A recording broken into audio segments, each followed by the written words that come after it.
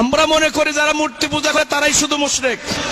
না, মূর্তির সামনে যারা মাথা নত করেছে, মূর্তির উপাসনা যারা করে, তারা যেমন মুশরিক, আল্লাহর আইন বাদ দিয়ে মানুষের আইনের গোলামি যারা করে তারাও মুশরিক। এই ব্যাপারে কথা বলে না আলেমরা, ইমামরা মসজিদের খুতবা মেম্বারে বসে এই ব্যাপারে কথা বলে না। এই মুশরিকের পরিচয় দিতে গেলে ইমামতি চলে যাবে, খতিবগিরি চলে যাবে। কিন্তু আমার কি খতিবগিরি চলে যাওয়ার কোনো ভয় আছে? নেই তো, নাই মেহেরপুরে আসতে দেবেন না, এর বেশি তো না, নাই গুলি করে মারবেন। তা আমি বিশ্বাস করি 1 সেকেন্ড আগেও মরণ হবে না, পরেও মরণ হবে না। ওমা কানা লিনাফসিন আন তামুতা ইল্লা বিইজনিল্লাহি কিতাবাম মুআজ্জালা। মানুষের মরণ হবে না আল্লাহর হুকুম ছাড়া।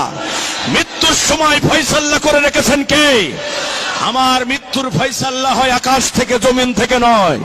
মৃত্যুর ফয়সালা যদি হয়ে যায়, না হয়, মৃত্যুর ফয়সালা যদি না হয়, আল্লাহ যদি বরাদ্দ মৃত্যু না দেন, বন্দুকের নলটা বুকের সাথে ধরে বারবার ট্যাগারে টেপ দেবে, একটা বুলেট বক্ষ ভেদ করতে পারবে না। এই বিশ্বাস মুমিনের থাকতে হবে। এজন্য কোরআনের হক কথা বলতে হবে, জাতির মানুষকে বাঁচাতে হবে।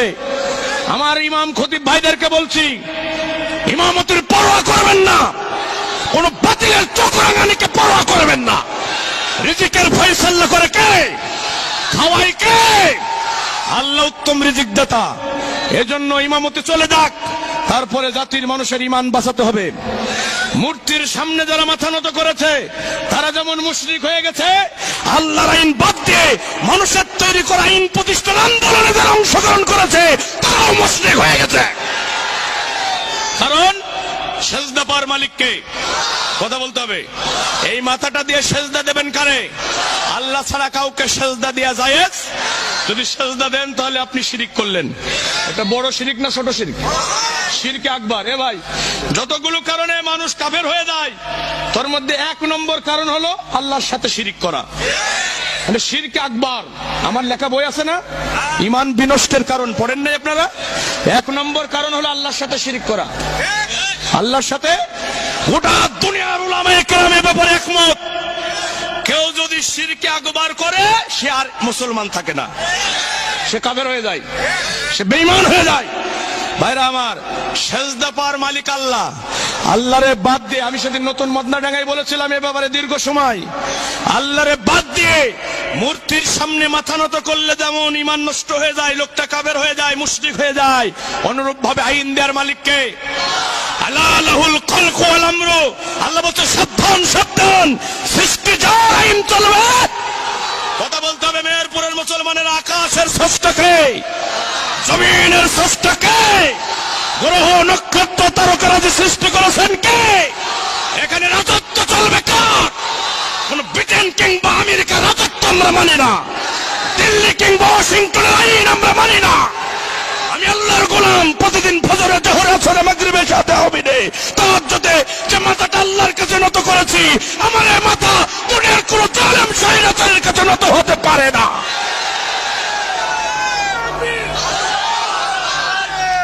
কথা বোঝেন নাই? বোঝেন নাই? ইন্নাশ শায়াতিনা লা ইউহুনা ইলা আউলিয়াইহিম লিউজাদিলুকুম ওয়া ইন আতাতুমুহুম ইন্নাকুম লামুশরিকুন। সূরা নামের 121 নম্বর আয়াত। একটা কথাও বানিয়ে বলবো না। আল্লাহ আইন দিয়েছে, শয়তানও আইন দিয়েছে। আল্লাহর আইনের এগেইনস্ট আইন দিয়েছে কে? কথা বলেন না কেন? শয়তান আইন দিয়েছে। এখন আল্লাহর আইন বাদ দিয়ে শয়তানের আইন যারা মানবে, ইন্নাকুম লা মুশরিকুন। ইন্না মানে নিশ্চয়, লা মানে অবশ্যই, অবশ্যই অবশ্যই তারা মুশরিক। কে বলছেন? কে বলছেন? তুমি বলে আমি কি নামাজ পড়িনি, আমি কি ইমানদার না? আল্লাহ বলছে তুমি ইমানদার মুশরিক, তুমি ইমানদার মুশরিক। হ্যাঁ, কথা বোঝেন না? এ ভাই, আমি তো কোরআনের ওই আয়াতটা দেখে বিস্মিত হয়ে যাই। ওমা ইউমিনু আকসারুহুম বিল্লাহি ইল্লা ওয়া হুম মুশরিকুন। অধিকাংশ ইমানদার ঈমান আনার পরে মুশরিক হয়ে যাবে। কার কথা? কার কথা? অধিকাংশ ইমানদার মুশরিক হবে। বাংলাদেশে এই আয়াতের বাস্তব প্রতিফলন হয়েছে। 51% মানুষ যদি কোরআনের আইনের পক্ষে থাকতো, 51% ইমানদার যদি শিরিক মুক্ত ইমান গঠন করতে পারত, বাংলাদেশের পার্লামেন্টে কোরআনের আইন কেউ ঠেকাতে পারত না। দুঃখজনক হলো সত্য কথা। আমরা নামাজও পড়ি, রোজাও করি, হজও করি, জিকিরও করি, কিন্তু কোরআনের আইন দিয়ে সমাজ রাষ্ট্র চলুক এটা আমরা চাই না।